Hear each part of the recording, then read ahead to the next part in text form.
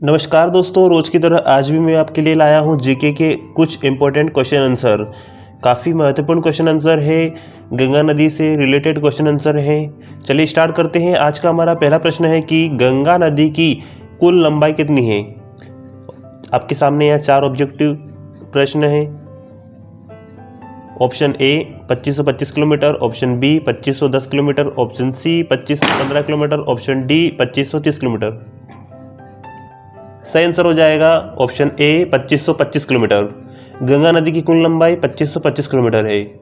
अगला सवाल है, नर्मदा नदी की कुल लंबाई कितनी है। Option A 1300 kilometre, option B 1312 kilometre, option C 1320 kilometre, option D 1326 kilometre. सही आंसर हो जाएगा ऑप्शन बी 1312 किलोमीटर। नर्मदा नदी की कुल लंबाई कितनी है, 1312 किलोमीटर।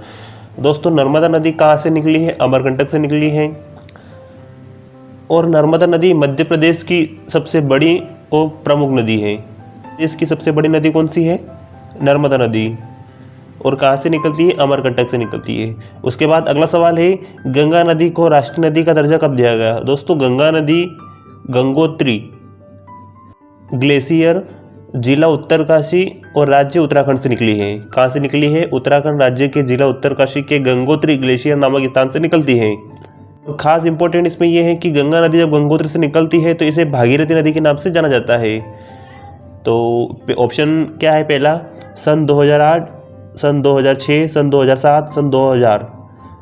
सही आंसर हो जाएगा ऑप्शन ए सन 2008।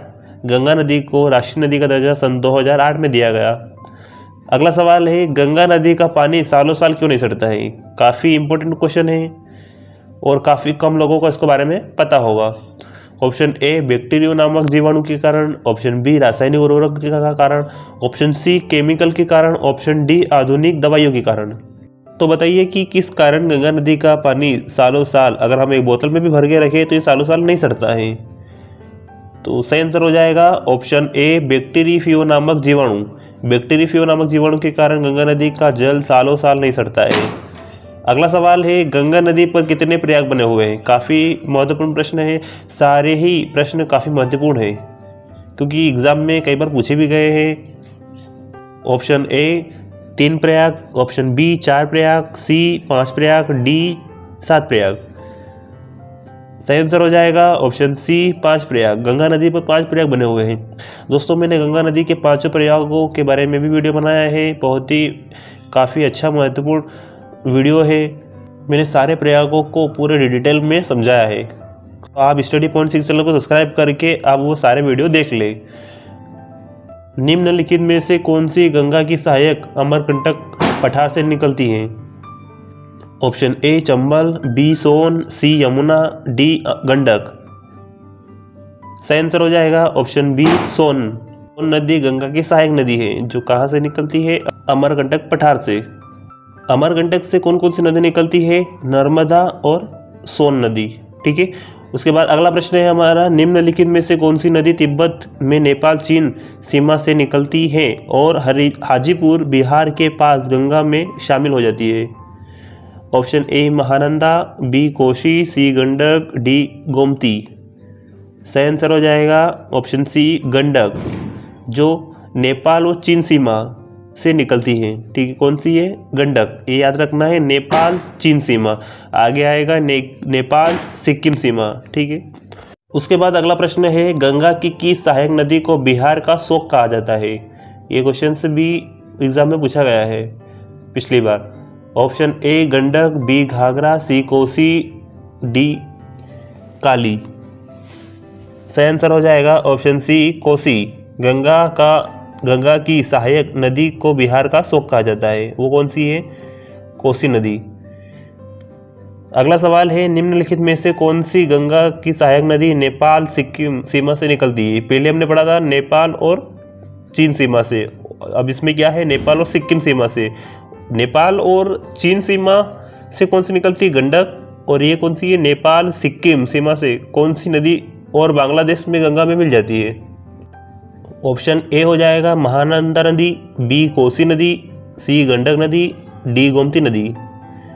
सही आंसर हो जाएगा ऑप्शन ए महानंदा नदी। नेपाल और सिक्किम सीमा से महानंदा नदी, नेपाल और चीन सीमा से गंडक नदी। ठीक है। अगला सवाल है, निम्न में से कौन सी गंगा की सहायक नदी बाएं छोर से नहीं मिलती है? अगर बाएं छोर से नहीं मिलती है तो इसका मतलब है कि ये दाएं छोर वाली नदी है, गंगा के दाएं छोर वाली नदी है। तो कौन सी हो जाएगी?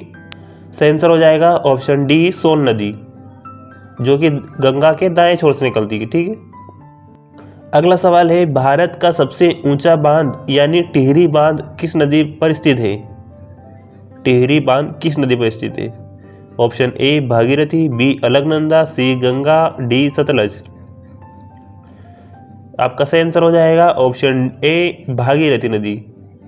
अब हम देखेंगे कि भागीरथी नदी और गंगा नदी क्या अलग अलग है, एक है, कैसे, क्या, इसके बारे में देख लेते हैं थोड़ा।